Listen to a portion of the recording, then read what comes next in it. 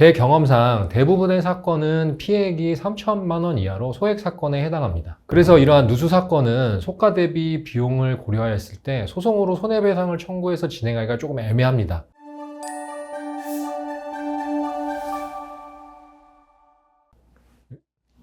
안녕하세요. 낭만로이어 신현승 변호사입니다. 오늘은 건축물 누수 피해에 관해서 어떻게 대응하면 좋을지에 관해서 말씀드려보려고 합니다. 제가 아무래도 건설 사건을 좀 많이 진행하고 있다 보니까 최근에 누수 사건에 관해서도 상담도 많이 하고 실제로 여러 건을 수임해서 소송도 진행하였습니다. 그러다 보니까 누수 사건에 관해서 어떻게 해결하는 것이 좋을지 많이 고민을 해봤는데요. 오늘은 이 고민한 결과를 좀 말씀드리고자 합니다. 결론부터 말씀드리면 누수 사건은 보통 손해액 자체가 크지 않기 때문에 첫째로 누수에 대한 책임이 있는 사람과 합의를 먼저 진행해 보는 것이 좋고요. 두 번째로는 빠르게 누수 자체를 해결하는 것이 최우선적으로 해야 할 일입니다. 그리고 세 번째로는 누수 및 피해 그리고 보수에 관한 증거를 잘 확보하실 필요가 있습니다. 이 세 가지를 잘 기억하시면 좋고요. 이제부터 하나하나 자세히 설명드리겠습니다. 누수 사건은 생각보다 손해액이 크지 않습니다. 건물 전체가 누수되는 경우처럼 큰 피해가 발생하는 경우는 거의 없고요. 건물 일부에서만 누수가 일어나는 경우가 대부분이고요. 누수가 한두 번 발생한다고 해서 건물 전체를 사용하지 못하는 경우도 없습니다. 또 비가 계속 오는 것이 아니기 때문에 누수 피해가 계속적으로 존재하는 경우도 거의 없습니다. 그래서 누수로 인한 피해는 물에 젖은 집기의 파손, 누수가 발생한 일부 공간에 사용을 못하는 피해, 그리고 누수 부분에 대한 하자 보수 공사비 정도로 볼 수 있는데요. 제 경험상 대부분의 사건은 피해액이 3천만 원 이하로 소액 사건에 해당합니다. 그래서 이러한 누수 사건은 속가 대비 비용을 고려하였을 때 소송으로 손해배상을 청구해서 진행하기가 조금 애매합니다. 제가 지난번에 합의를 잘하는 법이라는 영상에서 말씀드린 대로 합의가 필요한 사건에 해당하는 것입니다. 그러니까 먼저 누수에 대한 책임이 있는 사람과 합의를 진행해 보시는 것을 추천드립니다. 그럼 먼저 누가 누수에 대해서 책임이 있는지 명확히 알아야 하는데요. 다음과 같이 경우를 나눠서 말씀드려 보겠습니다. 먼저 그 건물이 상가든 주택이든 임차인의 경우에는 임대인에게 손해배상을 청구할 수 있습니다. 그래서 임대인에게 수선을 요청하고 누수로 인하여 입은 피해에 관해서 배상을 해달라고 요청한 후에 적정 금액으로 합의하시면 됩니다. 임차인의 경우에는 누수가 지속될 경우 임대차 계약의 해지도 고려해 보실 수 있을 텐데요. 해지를 하려면 누수로 인해서 건물이 임대차 계약에서 정한 목적대로 사용 수익하는 것이 불가능할 정도로 되어야만 해지가 가능합니다. 그래서 약간의 누수로는 해지 사유로 인정되기는 어렵습니다. 그 다음으로는 임차인이 아니라 자기 소유의 상가든 주택에서 누수가 생기는 경우입니다. 이러한 경우에는 누수의 원인이 건물 외벽이나 바로 윗세대와 같이 자기 소유 건물 자체의 원인이 있는 경우가 아니라서 집합 건물의 관리단이나 윗세대의 소유자에게 손해배상을 청구할 수 있습니다. 그리고 상가나 아파트를 분양받았는데 하자 담보 기간 내에 누수가 발생했다면 수분양자는 시행사에게 손해배상을 청구할 수 있습니다. 다만 집합 건물의 경우에 시공사에게는 하자 보수, 그러니까 하자를 보수하는 공사 자체만을 해달라고 요구할 수 있을 뿐이고 그에 가름하는 손해배상 청구는 시행사가 무자력인 경우에만 가능합니다. 그리고 본인이 건축주로서 시공사와 직접 도급계약을 체결하였고 시공사가 건물 공사를 완료하였는데 누수가 발생하였다면 건축주는 시공사에게 도급계약에 따른 하자 담보나 채무불이행에 의한 손해배상 청구가 가능합니다. 다시 한번 말씀드리면 누수 자체의 손해액은 크지 않기 때문에 누수가 발생하면 누수에 대하여 책임 있는 사람이 누구인지 잘 확인을 해보시고 그 사람에게 누수의 발생 사실을 바로 알려서 합의를 시도해 보시는 것이 우선적으로 대응할 수 있는 방안이라고 생각하고 이 합의 단계에서 잘 끝내는 것이 서로에게 가장 좋은 방법이라고 생각합니다. 그 다음으로 누수 자체를 보수를 통해서 빠르게 해결하는 것이 필요합니다. 아까 말씀드린 누수에 대하여 책임이 있는 자가 바로 보수를 해주지 않는 경우에 누수를 계속 참고 버티시는 경우가 있습니다. 이러한 누수가 베란다와 같이 실제 사용에 크게 영향이 없는 부분이면 참고 버티셔도 괜찮은데요. 그런 부분이 아니라면 본인만 계속 피해를 보고 정신적인 스트레스도 많이 쌓이게 됩니다. 그런데 누수에 대한 원인 파악을 위하여 본인이 먼저 지급한 비용이나 누수 원인에 대한 하자 공사 비용은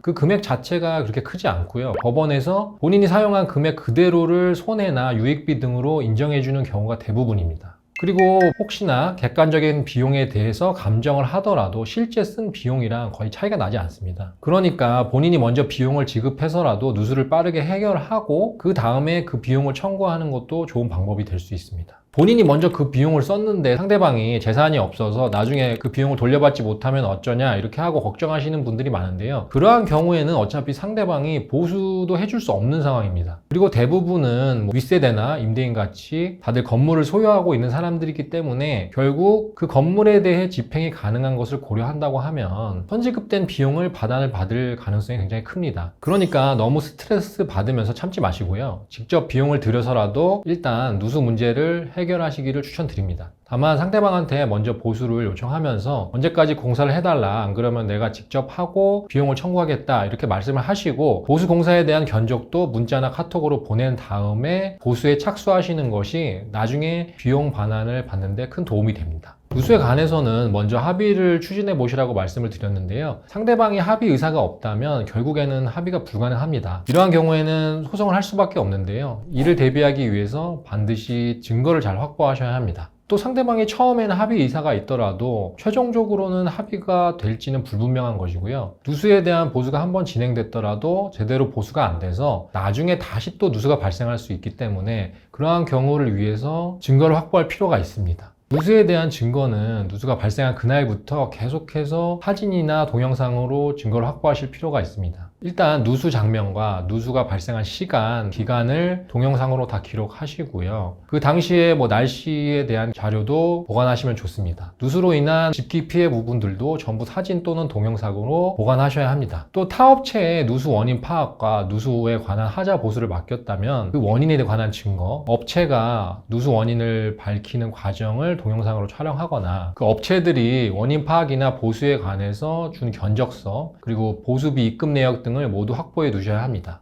소송은 최후의 수단이지만 소송을 위한 증거 확보는 마치 내일이라도 당장 소를 제기할 것처럼 충분하고 꼼꼼하게 이루어져야 한다는 것을 꼭 명심하시기 바랍니다.